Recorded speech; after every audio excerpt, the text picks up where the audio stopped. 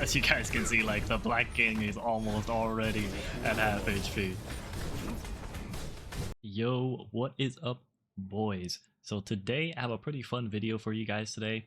So today I just wanted to show you guys a pretty fun build for our boy Escanor here, right? So because I know a lot of us really heavily invested into Escanor, and we probably all have like a P7, P6, P10 Escanor kind of just rotten right now.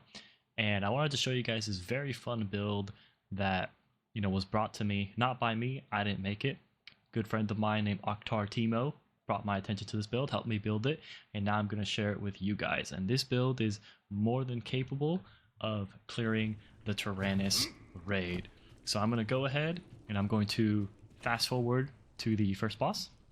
And I'm going to actually fast forward to after I have taken all 20 stacks off, because as you guys know, first boss has 20 stacks and you need to get all 20 stacks off before you can do damage, and I don't want you guys to watch me do all that. So we're gonna go ahead, we're just gonna skip all that, and I'll see you guys then. And I got hit by a chest piece.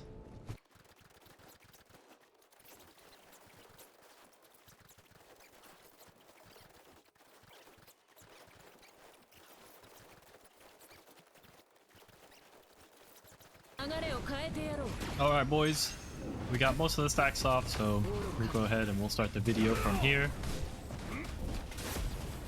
Which is a pretty good time to do it because we are hitting a pretty good damage window right here.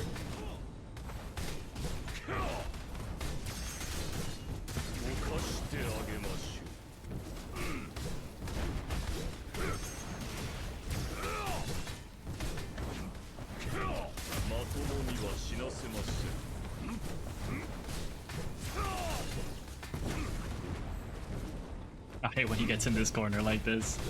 Well, thankfully he just stands still, so we just kick his ass real quick. As you guys can see, Escanor is just doing an ungodly amount of damage.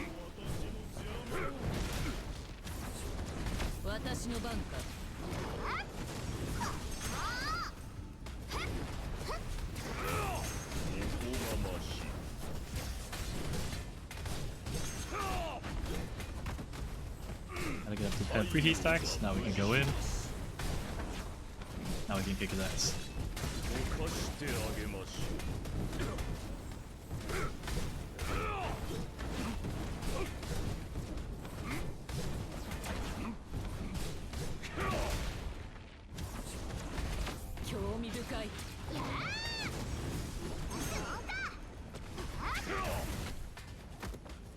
I hate this first boss, by the way, guys. I don't know if you guys do too. He does entirely too many things, and I hate it. He stuns you, knocks you back, there's chest pieces everywhere.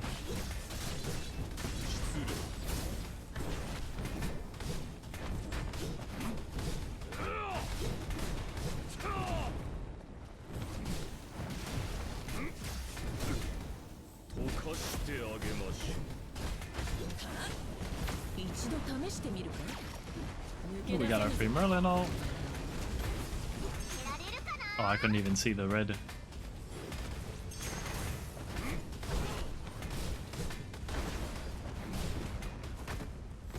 And he's dead.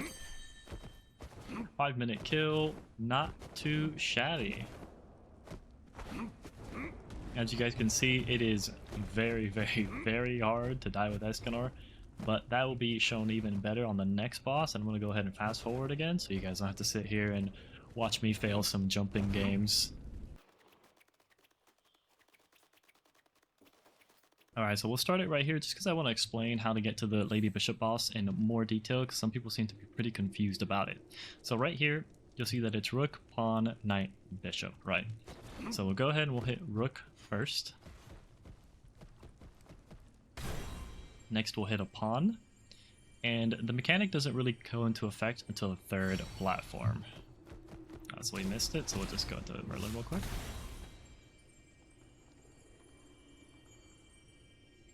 So here is where it goes into effect.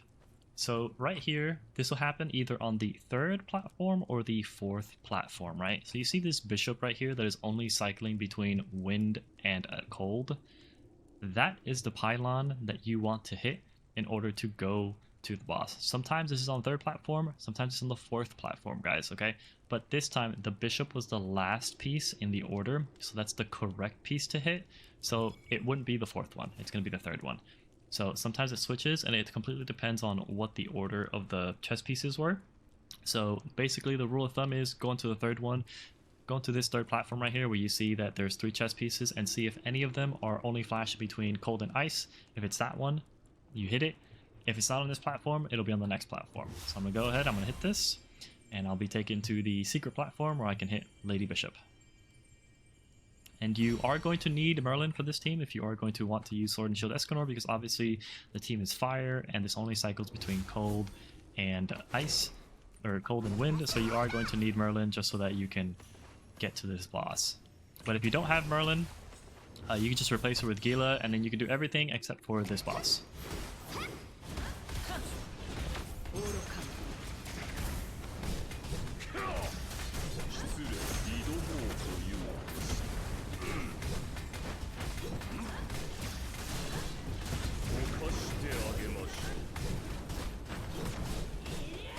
As you guys can see, I'm just holding left, I'm just mashing.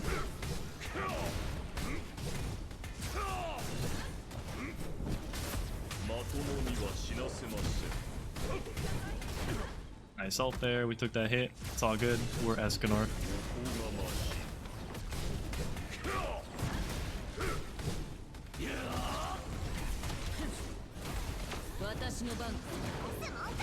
On Theory quick just to heal, pop this, quick swap so we can still get the Theory buff. Now ult.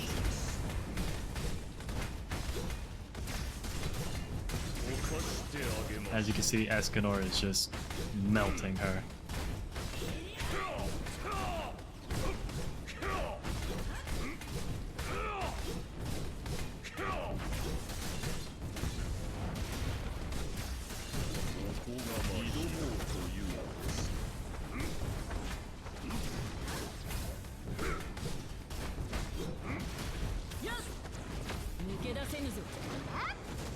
Do the rotation again.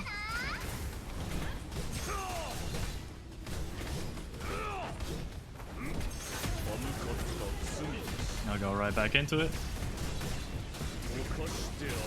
And I just smash it left click.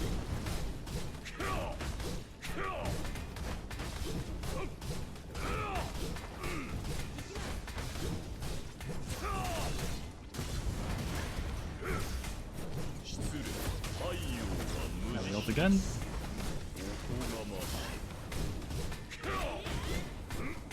And we'll one last time. On repeat.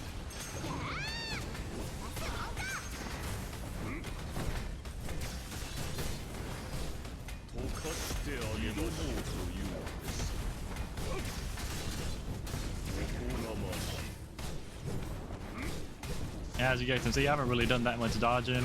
This is all very, you just kind of keyboard smash your face into the boss with Escanor.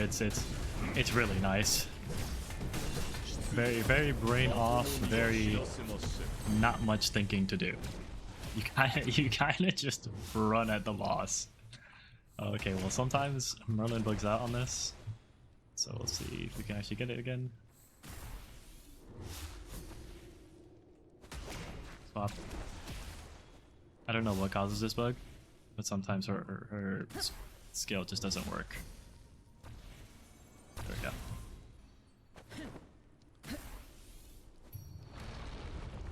Cool, and now I will show everybody the Merlin Skip, just to make sure everyone actually knows it exists. So I'm not going to skip this part. Alright, there's a elemental thing right there. I like to go over here, and then you just weave it, and it opens this right here.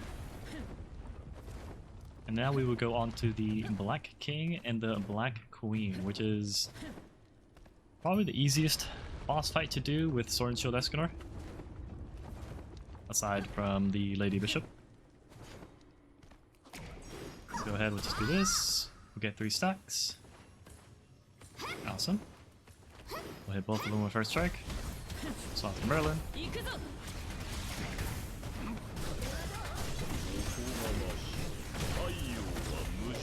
And now we go in.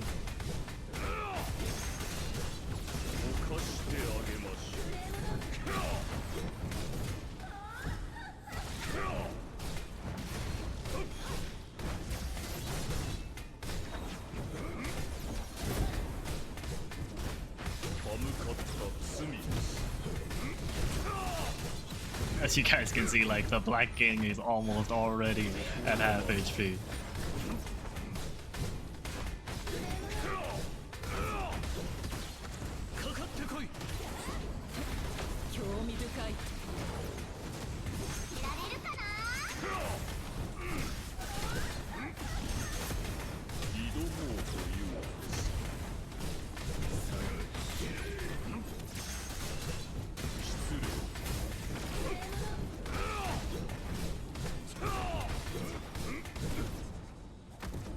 We could probably just keep smashing our face into him real quick.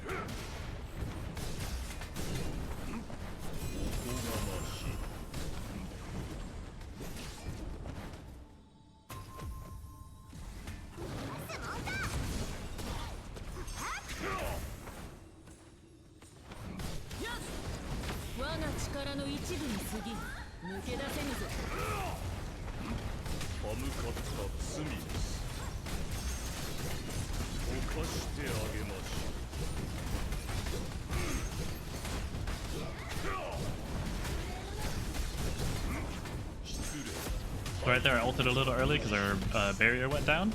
So you always want to make sure that your barrier is up whenever you are doing this build.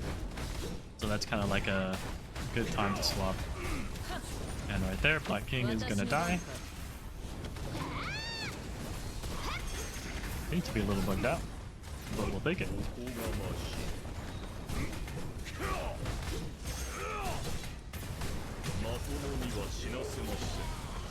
There we go.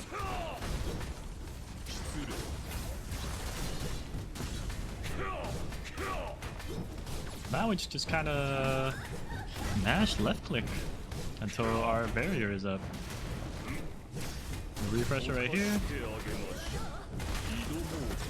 Go back into ult. Now we just kind of mash left click.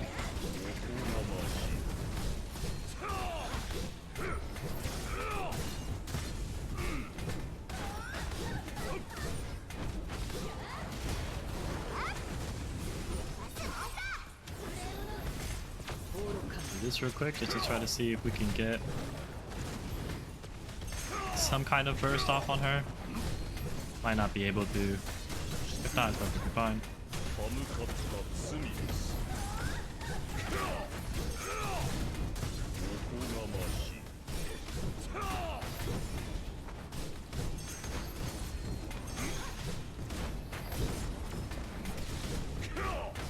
As you guys can, I'm just getting hit by everything and it just doesn't matter. I think we can ult, maybe kill her? There we go. Alright, so 15 minutes left to kill last boss. We are making excellent time.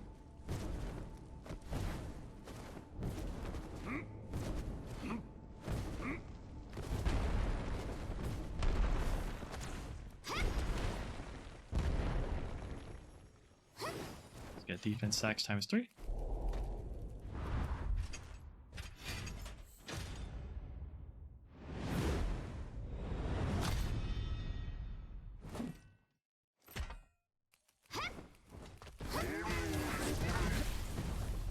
Ow.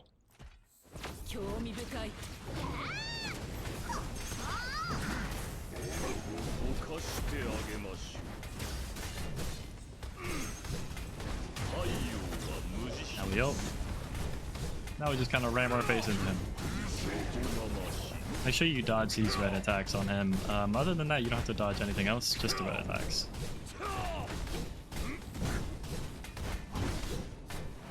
Right there's our shield got low. Oh, I didn't dodge the red attack.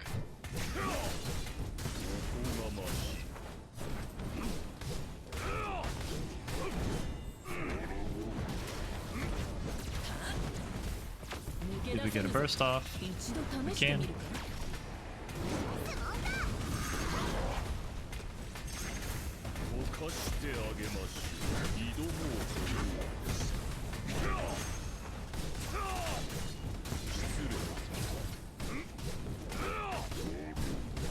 And now we just do this until he gets rid of our shield a little bit. So he does that red attack. We shield up.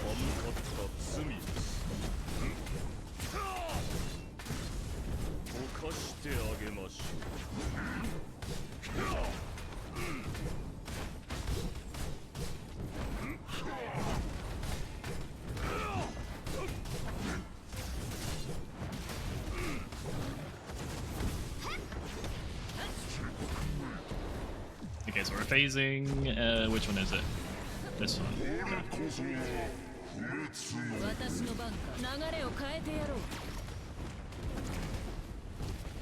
Cool. Merlin doing Merlin things. Yeah, so even with this team, you can basically break every single chest piece. Sometimes you can't, but even if you can't, it's fine. Your Escanor can just tank everything.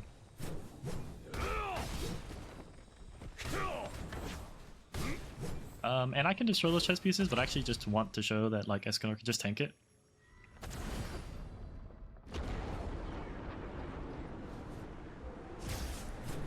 Put your barrier up. There you go. He didn't even get half the barrier.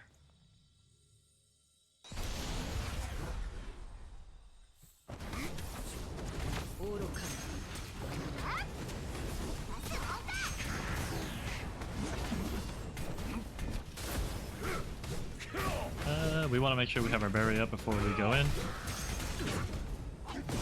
It sucks. Because I got some of our barriers, so it's... Oh!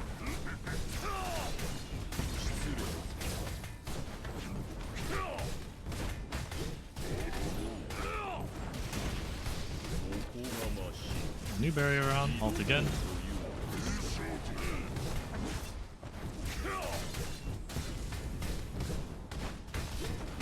Right before the burst goes away, ult again.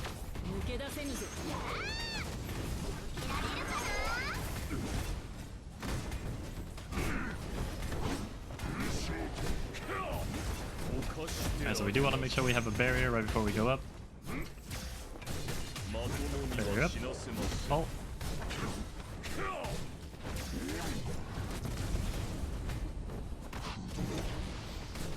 As you guys saw, like he just ate that.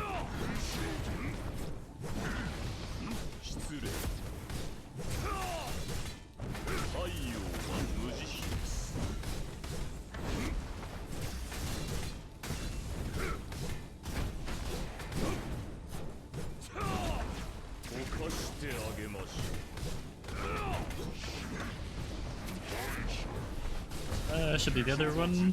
Yeah.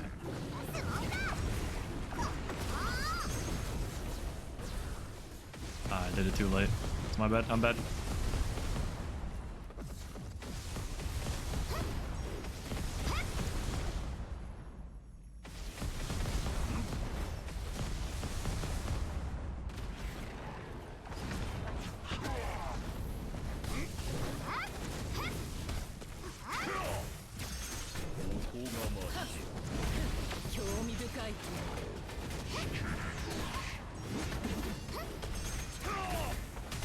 We got our barriers, so we just go in. Now we just mash left click.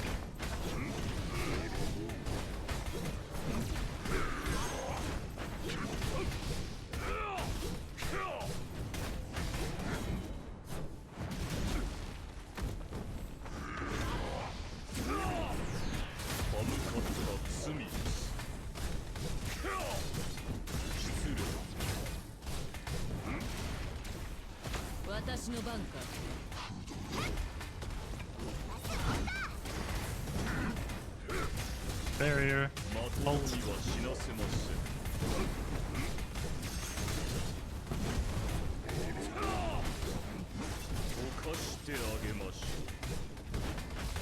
And as you guys can see, he's almost dead. We got 8 minutes left. We are making excellent time.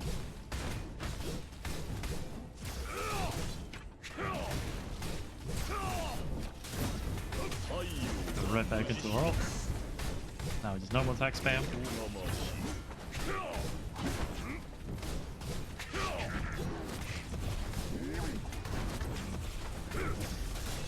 Merlin. Sorry.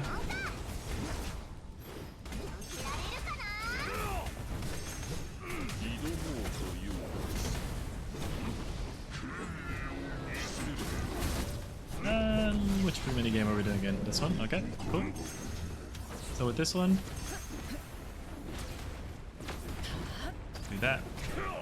Merlin will usually pop some of these pretty quickly. I failed it. My bad.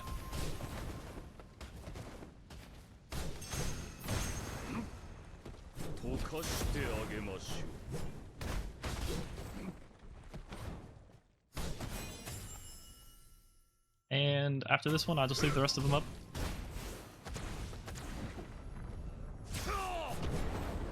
Just to show you guys, you know, Escanor can just, he can just live. There you go. You're fine.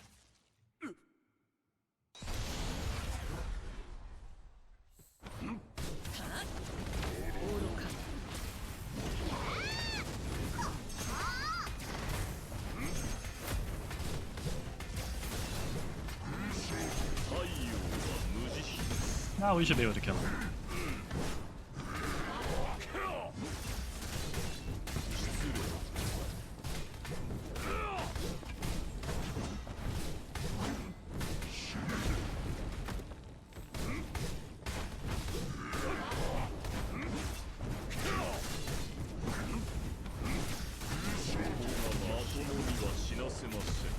Oh, one more time, this should kill him.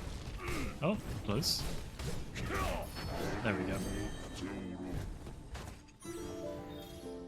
So 23 minutes, you know, I had like what, 6 minutes 30 seconds left to clear the raid, and as you guys saw, I ate so many hits. I was just face tanking almost everything. It's very easy, it's very safe, it's a very like brain off, just have fun and mash buttons and clear the raid. Right now, I will say that my Escanor is P10, and we'll actually go into it right now. All right, boys, so now we're here with the burning question that everyone's probably asking: what is the build? So here is going to be the build. So yes, we are using Breath of Glory, Sword and Shield, and as you guys can see, mine has 0 stars in it. So if you have the resources to invest into a 6-star Breath of Glory, Sword and Shield, you will obviously do much more damage than I was doing. Escanor is very unique in the sense that he does not want the regular enchant most characters want. As you guys can see, my crit chance is 35%, my crit damage is 69%. Why is that? Because everything is being dumped into normal attack damage as well as fire attack increase, right?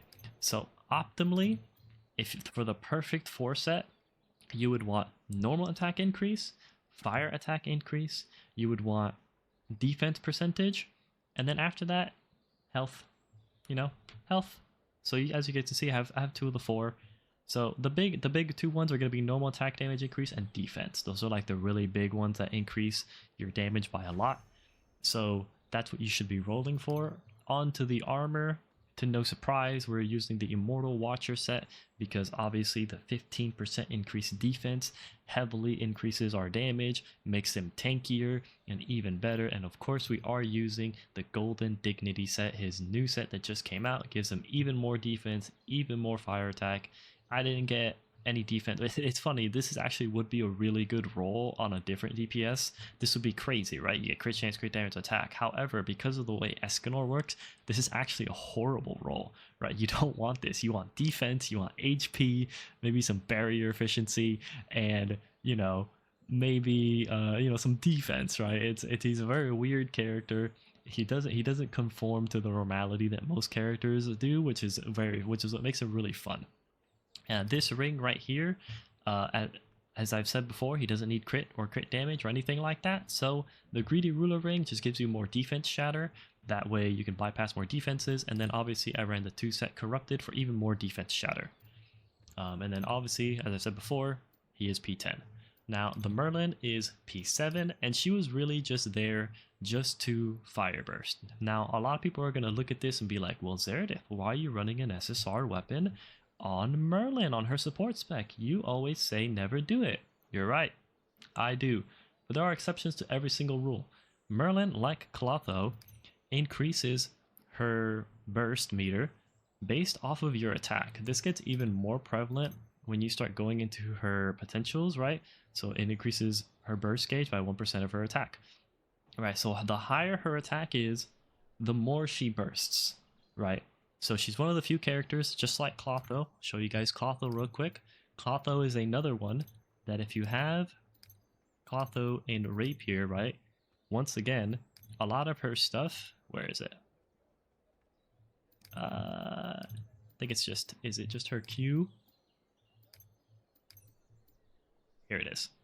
So her Q goes off of attack, right? Not only that, obviously she has her Gluttonous Soul Rapier, so you're going to want to make this 43% wind burst efficiency. That's a crazy number, right? So Clotho and Merlin are going to be the two characters that bypass this rule of you generally do not want SSR weapons on your burst characters, on your support characters. These two actually do, right? She wants her Gluttonous Soul Rapier, and she wants a Black Flame Wing Staff. Why? Because she is going to be activating Burst most of the time, and then after she activates Burst, she gets to, you know, throw some suns at people. Really cool. My Merlin isn't P10, neither is she exceptionally built out, so she doesn't really do that much damage as of right now. I'm sure if you had a P10 Merlin and you actually built her out to do damage with this, she would actually do a substantial amount of damage whenever you ulted with her. And then I will show you the armor for her. I am running the Double Greedy Ruler with full burst efficiency. Obviously, she doesn't have a fire burst armor, so I just left this on. Doesn't really matter. And then this, I just left it on because I'm using her for look cold. The only thing that really matters is this, right? You could put the boots on her for these, right, for 1% more, but I didn't feel like doing it. And then Griamore is just here quite literally for his passive, nothing else, right? So when an ally hero has a barrier, their defense increases by 15%. That's it. That's the only reason Griamore is here. He doesn't need any potentials. He doesn't need any gear per se. You obviously want to put gear on him because it increases the health of your team, but he is just here strictly for this, and that is it. And then Tiore is obviously here for this, to increase your defense even more, and just to be a dedicated healer, so that if you ever do fall below a certain threshold, you can heal right back up, and it's not that big a deal, right? So that is the team, guys. That is the build, and I wanted to put this out there just so that, you know, we could have some fun with our Escanor. And I know a lot of people are struggling with the Taranis raid, and I was trying to figure out a way to have people be able to clear it, have it be easy, and have it be with a character that most people have. And I think most of us invested pretty heavily into Escanor. You guys might not have a P10, but I think most people probably have a P5, P6, P7, somewhere around that ballpark. And as you guys saw, I cleared with more than enough time. And the Escanor that I built, everything I did, I just built today. And you know, his weapon is 0 stars, so you could obviously put more stars into his weapon. He'll do more damage. And he's not even actually perfectly built out, because what you actually want on him is this necklace right here from the Golem, or from the Albion. I tried to get it. I used 100 keys today. It's like a 5% drop chance. I didn't get it. But if you have this, put this on, right? It increases his defense even more. So this is just a massive increase in his damage, because what he wants is defense. He's very unique. He doesn't want attack. He wants defense. So anything that would increase his defense, you want. You guys are more than welcome to optimize this build even more. It is not optimized to its peak at all, right? This is something that was brought to my attention a few days ago. I started working on it, started asking questions, and like I said, this is by my friend Timo, so it wasn't me. Shout out to him. If you guys can optimize it even more, let me know. You know, come join the Discord, tell me, hey, I did this, and you know, how I was able to do this, I cleared it in this time. You know, I put my Discord in the description of every single video. You guys are more than welcome to join, hang out, chit chat, ask questions, all that good stuff. Other than that, you guys have a good rest of your day. Hope you guys have fun.